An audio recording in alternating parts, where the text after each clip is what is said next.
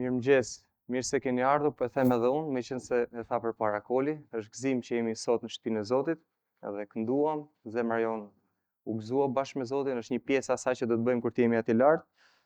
Tani Zoti na ka dhënë mundësi që kemi kohë dhe nga fjala, që më të marremi dhe të ndërtohemi nga ai.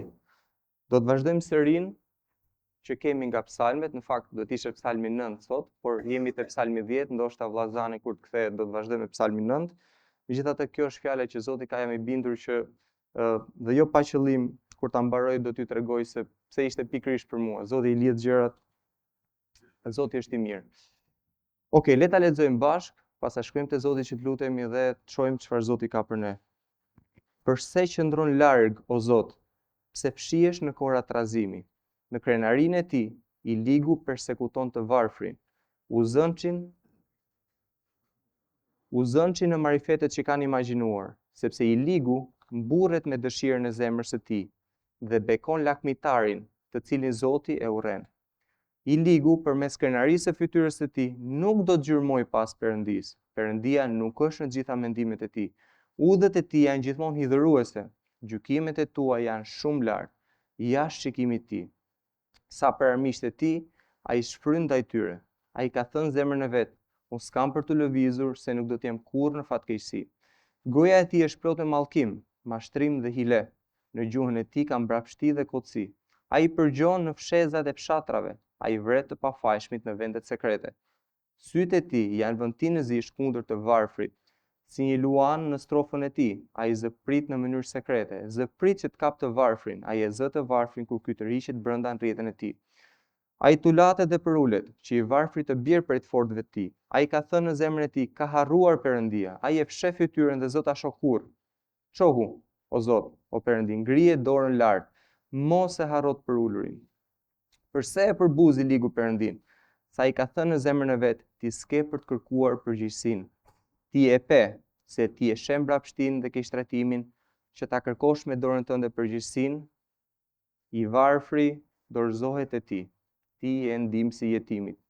Thyeje ja krahun të ligut dhe njeriu të keq. Kërkoje ligësinë e tij derisa të mos e gjesh më. Zoti është mbret në jetë të jetëve, paganët kanë humbur jashtë truallit të tij. Zot, ti e dëgjove dëshirën e përulurve, ti do të përgatitesh zemrën e tyre, ti do të bësh veshin tënd të dëgjoj për të gjykuar për jetimin dhe të shtypurin, që njeriu i dheut të mos shtyp më. Është pak i gjatë si psalm. Okej, shkojmë përpara Zotit, lutemi.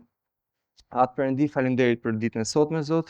Faleminderit Perëndi që na dhe mundësi që të mblidhemi bashkë, Perëndi, na dhe një ditë më tepër për të jetuar, Zot, për të dhënë ty lavdi, Perëndi, dhe sot jemi mbledhur, kemi lënë çdo gjë, Zot, që të vim tek ti, Perëndi. Zot, ti je pjesa më e rëndësishme e ditës tonë, Zot.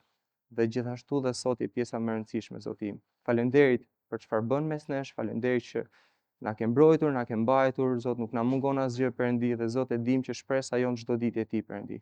Zot, unë sill përpara teje fjalën tënde sot. Është fjala jote, Zot. Ti e ke shkruar këtë, Perëndi, dhe ti ke diçka me secilin nga ne, Perëndi. Shumë më shumë se ç'ne mund të kuptojmë, Perëndi. Zot, na hap sytë e mendjes, na hap zemrën tonë, ta pranojmë si fjalë Perëndie, Zot. Më përdor mua, Zot, me dobësitë e mia, Perëndi, që të mund t'jap fjalën tënde, Zot. Sepse lavdia është e jote, Perëndi, dhe askujt nga ne, Perëndi. Faleminderit. Lë këtë kohë përpara fronit tënd, Perëndi. Në emrin e Jezusit lutem. Falenderoj. Amen. Okej. Tema e psalmit 10 është besimi tek mbretin në kohë ligësie. Po dalana, që mos pengoj. Është besimi tek mbretin në kohë ligësie. Në fakt, nëse e lexojmë, do të kuptojmë nga ana e zbatimit doktrinar që Davidi realisht po flet kundër një sulmi fizik dhe po flet drejt një kundërshtari, cilin ai e ka, por Davidi në frymëzimin e frymës së shenjtë, ky psalm shkon drejt për Izraelin në periudhën e mundimeve. Pra, ai profetizon për gjendjen e Izraelit. Do t'i shohim dhe vargjet, të cilat na dërgojnë drejt për drejt aty. Dhe që në vargun e parë, përse qëndron larg o Zot, pse fshihesh në kohra trazimi? Dhe thirrja, kjo është thirrja që Izraeli do të bëj tek Zoti në kohën e mundimit, në kohën e trazimit. Kemi të përshkruar tek libri i Danielit, kemi tek Mateu 24, ku do të ketë një trazim të madh të Jezusit, kemi tek Zbulesa 12, ku do të jetë vetë djalli i cili do të xhemojë kombin e Izraelit dhe ata do të fshihen maleve dhe të shohim dhe detajet poshtë. është drejt për drejt pra për kombin e Izraelit. Është djalli I cili do t'i përndjek me gjithë forcën e mundshme për t'i zhdukur. Dhe nëse e shikojmë që nga fillimi është djalli që ka sulmuar kombin e Izraelit, kur Zoti punonte, tani djalli sulmon kishën dhe më pas do shkoj prapë të sulmojë Izraelin në kohët e fundit kur ne nuk të jemi dhe do të jemi rrëmbyrat I lartë. Psalmi gjithashtu, do të zbulojmë dhe rrugës, psalmi gjithashtu flet për pjesën më të madhe të vargjeve, flet për të ligun. I ligu ka thënë në zemrën e vet, I ligu vepron, I ligu është kundër të varfrit, I ligu. I ligu këtu është vetë djalli, është vetë djalli. Përfaqëson antikrishtin. Tek 2 Thesalonikasit 2, atëherë ka për të zbuluar I ligu, të cilin Zoti ka për ta konsumuar me frymën e gojës së tij dhe ka për ta shkatruar me shkëlqimin e ardhjes së tij. Pra kemi I ligu do të zbulohet, djalli do të zbres trupërisht këtu dhe do të luftojë, më pas do të vi vetë Zoti Jezus dhe kur ai të vi, do të luftojë dhe do ta mund me shkëlqimin e ardhjes së tij, me frymën pra kur të luftojë. Psalmi 10, vargu 9, jemi po këtu ku përshkruhet pse është I ligu, vetë djalli, si një luan në strofën e tij, si një luan ai zëprit. Dhe par Pjetrit 5:8 jeni esër dhe vigjilent sepse kundërshtari juaj djalli ecën për qark si një luan vrumbullues. Në fakt, kjo është ai që Pjetri ka cituar luanin e Psalmit 10, që ai është realisht djalli. Tani, nga I ligu tek psalmi është vetë djalli, por në ditët e sotme, në zbatimin ton, kush është I ligu? I ligu është I gjithë sistemi I kësaj bote. I gjithë sistemi I kësaj bote. Ai është I keq, është djalli që e komandon sistemin e kësaj bote.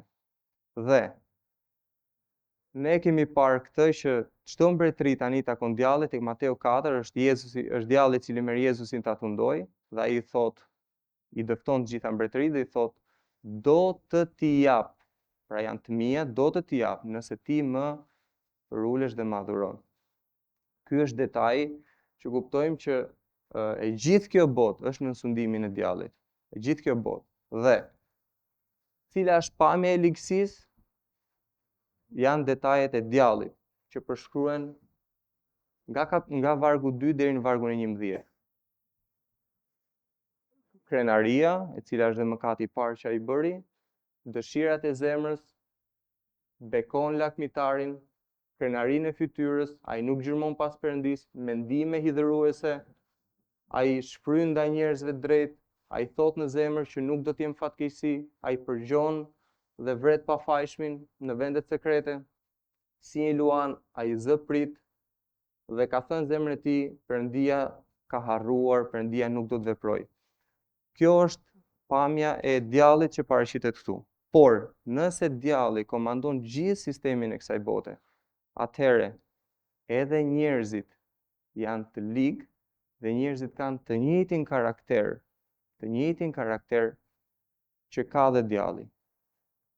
Nuk kam takuar akoma një njeri nga bota që të ketë mirësinë e natyrshme, sepse nuk mundet për shkak të mëkatit. A keni takuar ju?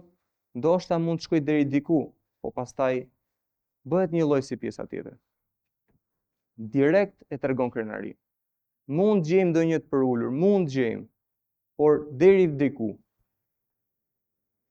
Tregojnë dëshirat e zemrës, rrinë me lakmitarët, nuk gjyrmojnë pas Perëndis. Krenaria në dukje është kryesore për botën, nëse keni parë. Shumë për shumë, rrugë hidhëruese, ca nuk e ndjekin, por ca vazhdojnë ose shkojnë deri diku, pastaj vazhdojnë prapë në rrugë hidhëruese. Ata thonë, keni parë, nuk do të jem kurrë në fatkeqësi, nuk do të ndodhi ndonjë gjë, do të vazhdoj këtë linjë që jam. Pra, të gjithë këtë karakter që shfaqet këtu për të ligun, për djallin, ne e shohim në sistemin e botës. Sepse djalli I komandon, të tijat janë, djalli I komandon. Dhe këto janë të natyrshme për këtë. E themi për karakterin, sepse kjo tregon anën e brendshme. Dhe ana e brendshme çfarë do na tregojë? Do tregojë dhe veprimet. Se nëse ata janë kështu brenda në zemër dhe në mendje, kjo do të prodhojë veprime. Dhe kjo është arsyeja pse ata prodhojnë veprimet që bëjnë janë të liga gjithashtu.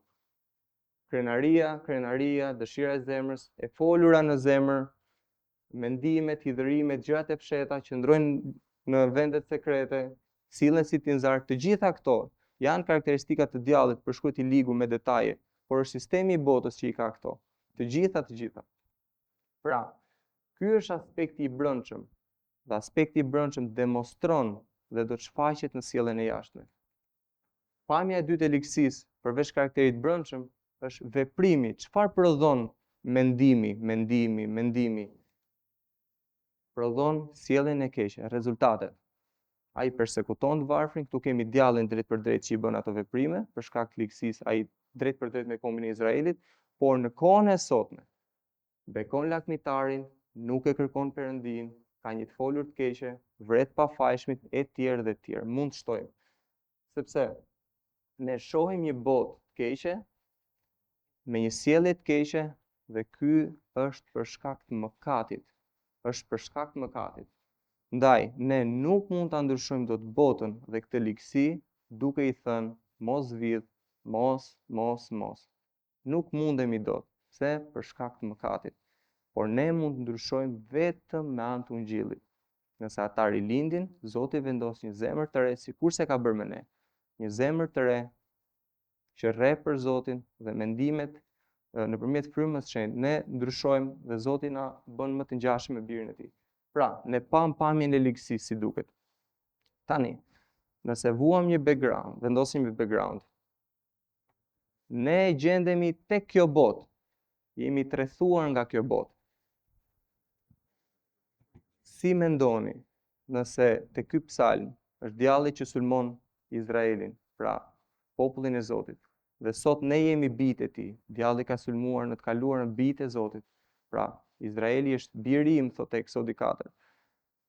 Nëse gjendemi të kjo botë, a mendoni se ne nuk do të sulmohemi? Atëherë, shiko se çfarë thot Pali Efesianëve. Tek Efesianët 6:12, sepse ne nuk përleshemi kundër mishit dhe gjakut, por kundër principatave, kundër pushteteve, kundër sundimtarëve të errësirës së kësaj bote, kundër ligësive frymërore në vendet e larta.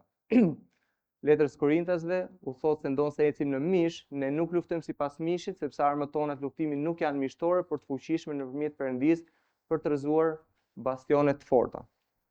Të rikalibrojmë mendjen ka dy aspekte. Pika parë, kuptoj që nëse ndodhemi në këtë botë, në një botë lig, do të sulmohemi. Mund ta shohim, mund të mos e shohim. Kjo ka të bëjë me qëndrimin ton, me shisat frymërore dhe shumë detaje tjera. Por është e sigurt, do të sulmohemi. Një botë e lig do të na sulmojë. Dhe të rikalibrosh mendjen e dyta është, çfarë do lloj gjëje që ne shohim se na sulmon, nuk është realisht ajo që na sulmon. Sepse betejë jon, këtë po u thot Pali kishës, po ju vë ta ndryshoni pak mendimin. Sepse mua po më vinë, unë jam ungjilltar, mua po më vinë, mua po më sulmojnë. Nuk janë ata njerëz.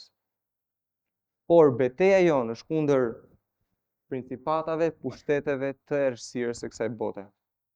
Pra, nëse gjendemi në rrethana, kuptoni që nëse nuk gjendeni, me shumë mundësi gjendeni dhe nuk e keni kuptuar, ose do të sulmoheni, lavdi Zotit nëse jeni në paqe, është gjëja më e mirë që mund të përjetojmë gjatë kohës që jemi si krishterë, por ju asiguroj që jeni në sulme dhe do të jeni për shkak se djalli do të na sulmojë. Sistemi i kësaj bote është kundër nesh. Dhe e dyta, kuptoj që nuk janë ata që kemi kundër, por është dikush tjetër që ne nuk e shohim. Këtë po thot, shiheni frymërisht të gjë thot. Pra rikalibroni mendjen dhe kuptoni që gjendemi luftë frymërore ose do të gjendemi dhe realisht kundërshtari jonë është djalli. Sikurse te Psalmi 10. Të gjendesh në shtrëngesë. Gjasat janë që nëse gjendemi në shtrëngesë, faleminderit. Të gjendemi në shtrëngesë, gjasat janë që jemi në sulm frymëror. Tani nuk e di nëse e dini, sepse shtrëngesa në shumë raste Davidi përshkruan që kam qenë në shtrëngesë apo dhe shumë të tjerë, kombi ka qenë në shtrëngesë dhe shtrëngesa është thjesht në një vend të ngushtë pa rrugdalje, por nuk është e thënë domosdoshmërisht që të jetë një vend pa rrugdalje. Mund të jenë dhe gjëra të vogla, të cilat pengojnë, dhe gjëra që sillen cirkulare, dhe ti nuk del dot nga aty, dhe rezultatet janë po të njëjta. Edhe ajo është një formë shtrëngese. Nuk është e thënë që ti je i sulmuar dhe ti të arrish ta shikosh atë gjë.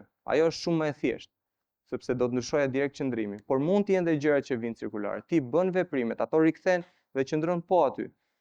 Është një formë shtrëngese. Dhe kuptoj që nëse është e tillë, forma shtrëngese mund të jetë një sulm frymëror. Mund të jetë një sulm frymëror.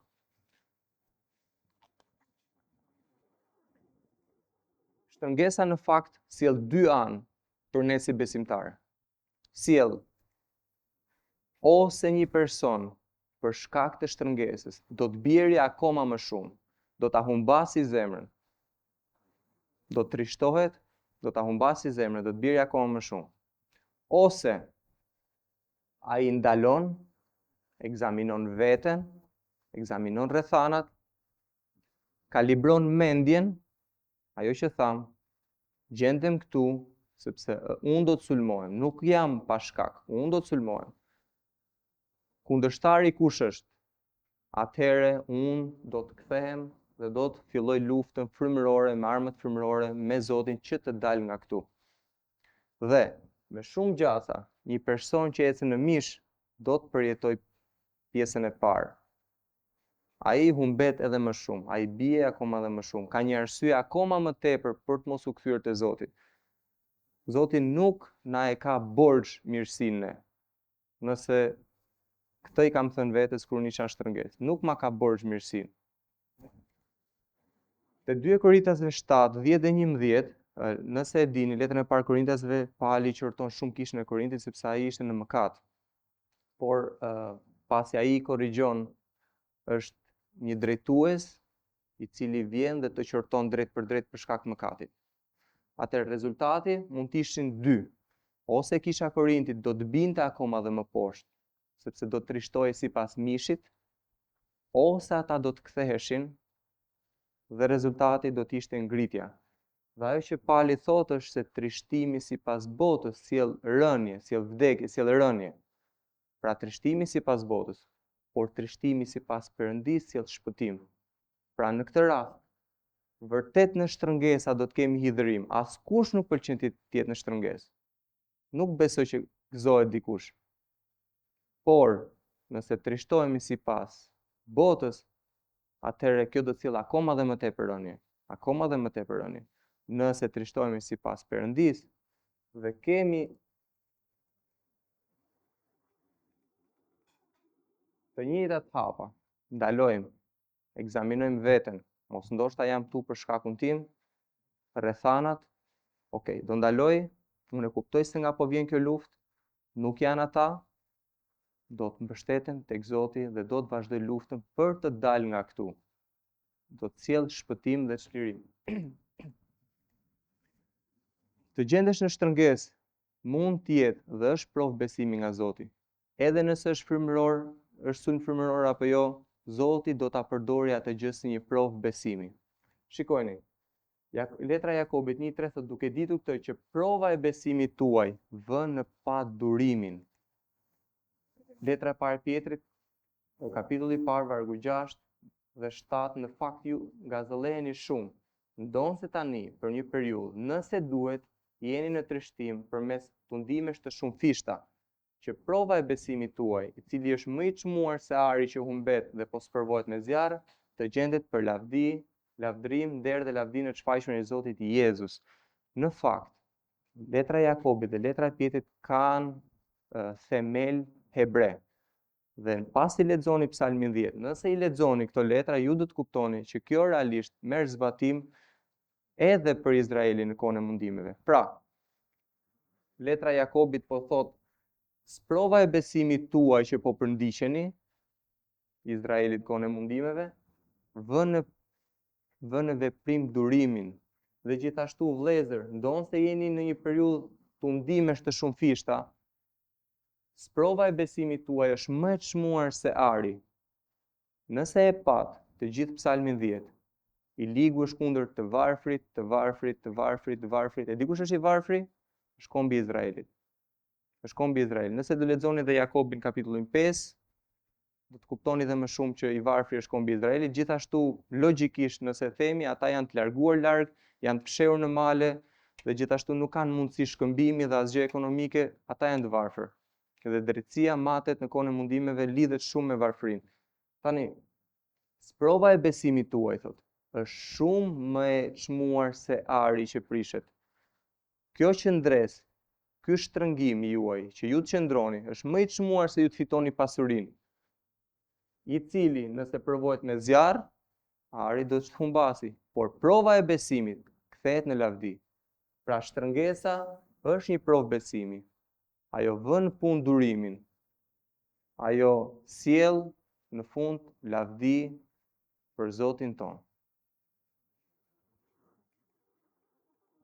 Përfundimi i shtrëngesës, nëse vazhdojmë prapë te Psalmi 10, 14, ti e pe, se ti e shem mbrapshtin dhe ke shtratimin, që ta kërkosh me dorën tënde përgjegjësinë për të.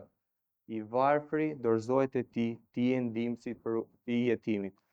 Nëse do e shoh Psalmin dhe shoh dhe Izraelin kohën e mundimeve, unë mendoj që ata kanë bërë gjitha përpjekjet e mundshme për të shpëtuar djallit.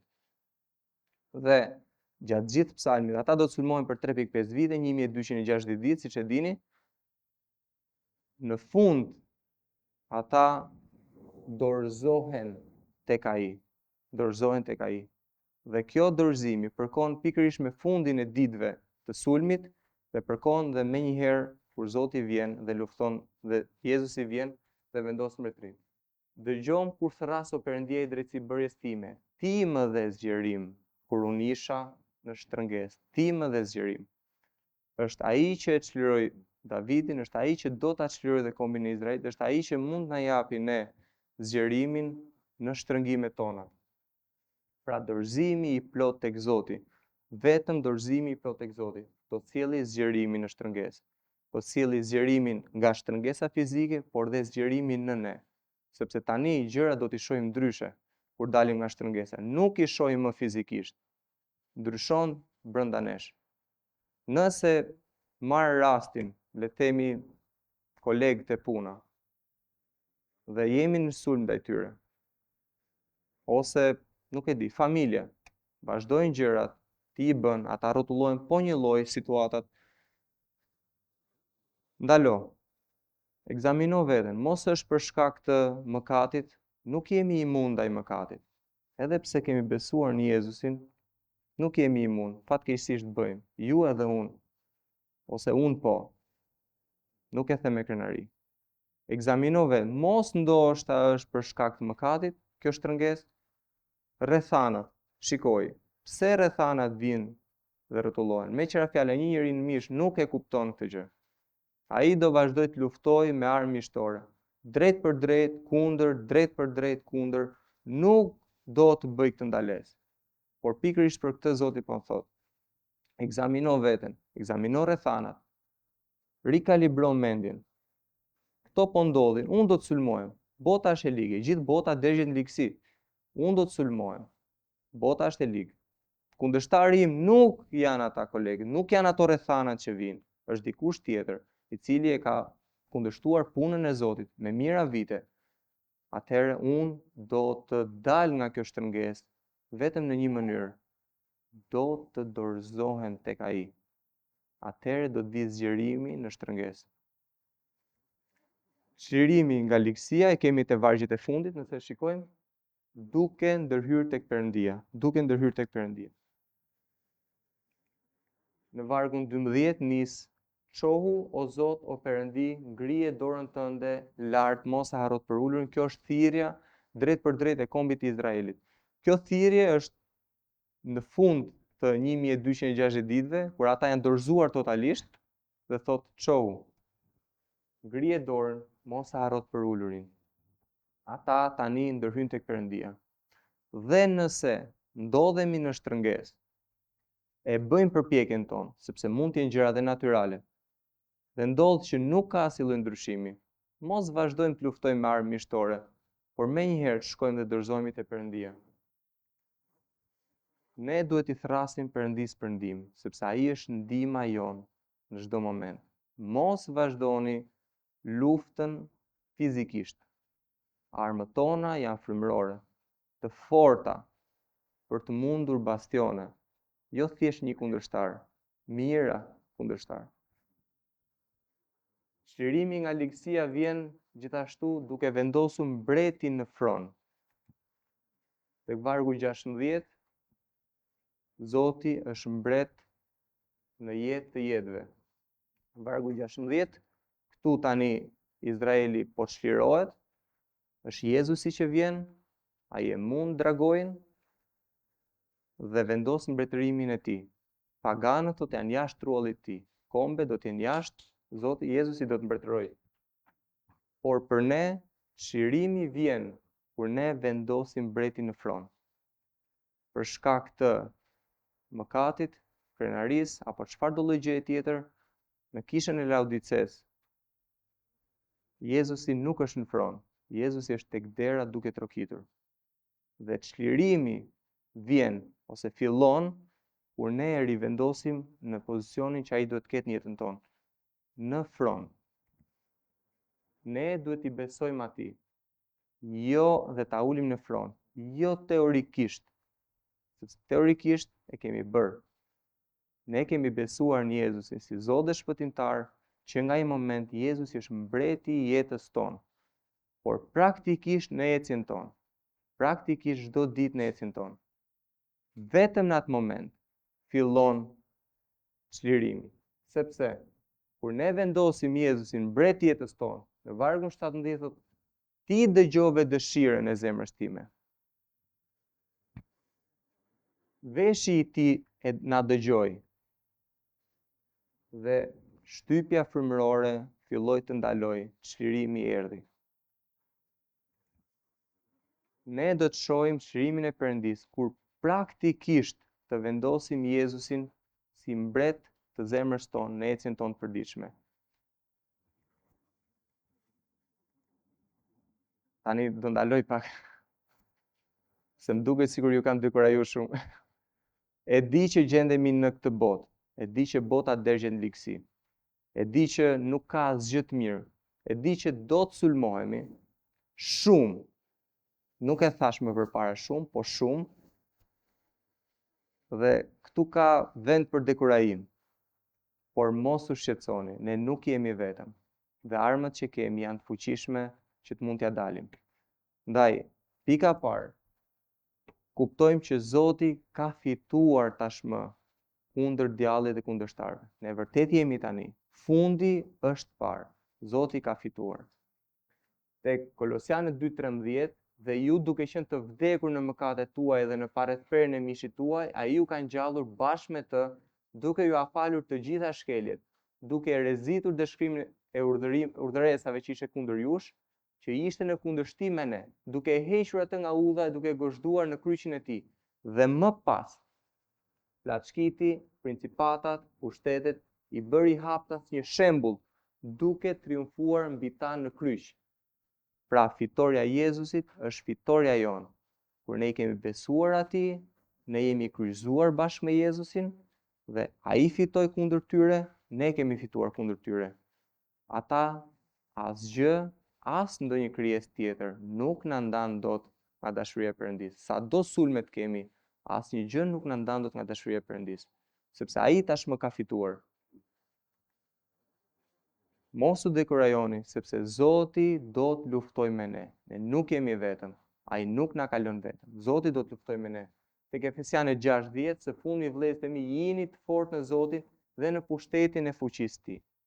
Pra Pali po u thot, pavarësisht, jini të fortë. Është mos u mbështesni në fuqinë tuaj, në intelektin tuaj, në dhuntin tuaj dhe në gjithçka që ju zotroni, por mbështetuni tek forca e Zotit. Fuqia e tij është fuqia jonë. Këtë po u thot Pali kishës së Efesit.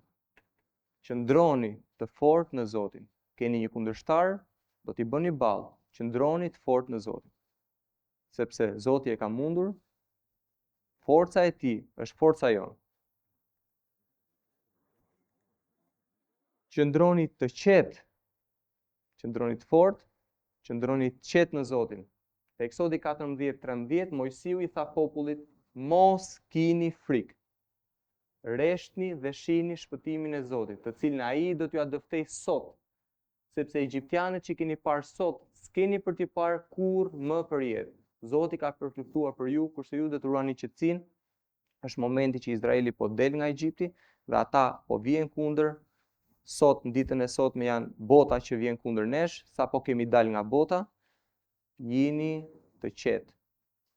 Kuptoni që qëndroni në forcën e Zotit dhe reshtni dhe shihni, ruani qetësinë në Zotin, sepse Zoti thot do të luftoj për ne. Zoti ka për të luftuar për ju. Duke ditur këtë që sprova e besimit tuaj vën në veprim durimin. Pra, nëse e kthejmë nga fillimi dhe jemi në shtrëngesë dhe provojmë me forcën tonë, asgjë nuk ndryshon. Mos vazhdoni më përpjekjet mishtore njerëzore, por ndalojmë, ekzaminojmë veten. Përse erdhën? Ndoshta për shkakun tim? Nëse jam duke ecur mirë me Zotin, lavdi Zotit, nuk jam për shkakun tim. Atëherë shikoj rrethanat. Shikoj rrethanat, nuk janë hapa për të ndjekur, nuk është me radhë. Mos më keq kuptoni, por diçka që mund ta bëni. Atëherë kalibroj mendjen, jap kuptimin e duhur gjërave që po ndodhin rreth e qarkmeje. Dhe kuptimi është një sulm, kundërshtari nuk është ai që duket. Dhe do të mbështeten tek Zoti, sepse dhe duke pritur që Zoti të veproj, ajo do të vëri në punë durimin tim. Një sprovë besimi do vëri në punë durimin dhe i gjithë kjo do të dalë për lavdi dhe shumë i çmuar se ari. Për çfarë do lloj gjëje që ndodhin në atë shtrëngim, të jetë shumë i çmuar se sa një pasuri apo diçka tjetër. Të qetë dhe të dorëzuar në dorën e fuqishme të Zotit, teksa këtë gjë e bën durimi. Kjo botë është e ligë. Mos u dekurajoni. Mos u dekurajoni. Ka shumë, nëse flasim për sulme frymërore, vetëm ai që po i pson arrin të flasë dhe t'ju thotë. Vetëm ai e din. Por mos u dekurajoni, mos u dekurajoni. Dhe Perëndia nuk po vepron ndaj gjithë ligësisë së kësaj bote sepse ai ende don që dikush të shpëtohet. Ende don që dikush shpëtohet. Por nëse janë sulme kundër nesh, mos u dekurajoni. Kini besim, thirrni Perëndin. Thirrni Zotin kur jemi në shtrëngim. Ai do të veprojë nga qielli. Dhe çlirimi vinte kur ne vendosim Jezusin si mbret në jetën tonë. Dhe pyetja e drejtë është, a është Jezusi mbret në jetën tonë? E them këtë sepse nëse Izraeli qëndroi 1260 ditë në këtë rast po flas. Dikush ka shtrëngesa të ndryshme. Dikush Davidi mund të ketë qenë dhe më pak se sa 3 vjet e gjysmë. Por le të themi që në këtë rast, në Psalmin 10, ka qëndruar për 3 vite e gjysmë në shtrëngim. A është e lehtë 3 vite e gjysmë me një problem të madh? Dhe nëse Jezusi nuk është në zemrën tonë, sa do të presim që ta vendosim si mbret që të çlirohemi? Do të vazhdojmë akoma me gjërat e përditshme dhe gjërat që në këtë shtrëngesë mund të jetë shtrëngesa dhe e lehtë, lavdi Zotit. Mund të jenë dhe gjëra që, siç ju thash më parë, që rrotullohen aty dhe pas zgjidhje. Mbase jeni rehat me shtrëngesën, unë kërkoj ndjes. Por nëse Jezusi mbretëron në zemrën tonë, çlirimi vjen shumë shpejt. Çlirimi vjen shumë shpejt. Ndërsa nëse dikush është i pashpëtuar, e gjithë kjo do përmblidhet tek a është Jezusi në zemrën tënde, sepse pika parë duhet të pranosh atë si Zot dhe shpëtimtar që të shpëtohesh. Nëse ne kemi fituar sepse Jezusi vdiq në kryq, ju do të fitoni nëse do të pranoni Jezusin si Zot dhe shpëtimtar. Pastaj vijnë gjitha këto gjëra. Teorikisht unë e kam mbaruar, po doja që të ndaja me ju diçka personale. Në vitin 2023, unë kam qenë në një situatë jo të mirë me shëndetin. Ndoshta ju nuk e dini disa për jush, ndoshta shumë pak e din. Dhe gjitha fillojnë në shtator 2023. Problemet mëdha me shëndetin, tipi do mbinin fikët në rrugë dhe gjëra të tilla. Dhe gjëra që filloi dhimbja e kokës, etj. etj. Dhe gjëra e parë që bëra ishte po e luftoja fizikisht. Sepse unë jam vetë në mjekësi, si një student i mirë, po mendoja të jepja shpjegim. Tani, mos bëni si bëra unë. Shtator, tetor, nëntor, 3 muaj e luftova sipas mishit dhe nuk fitova gjë. Tortura ditën, tortura natën. Pa gjumë natën, ditën tortura. Nuk unë i kam dhënë shpjegim jetës time në këtë drejtim. Ju e dini vetë, po ndaj diçka personale mbase mësoni diçka nga kjo gjë. 3 muaj pa e hapur Biblën. 3 muaj, ndoshta nuk ka krenari këtu. Ka vetëm dobësi, sepse unë jam i smur dhe smundja merr shpjegim nga ana mjekësore. Ka doktora që japin shpjegim smundjes. Atëherë për 3 muaj mund të them që mund të lutesha sipërfaqësisht Zotit, por kur nuk i hyra. Dhe erdhi një moment, unë nuk e kisha ndarë për 3 muaj me bashkëshorten time dhe me asnjë tjetër që mund më shihni duke vuajtur, por ajo shumë pak më shifte. Por pastaj thash stop më.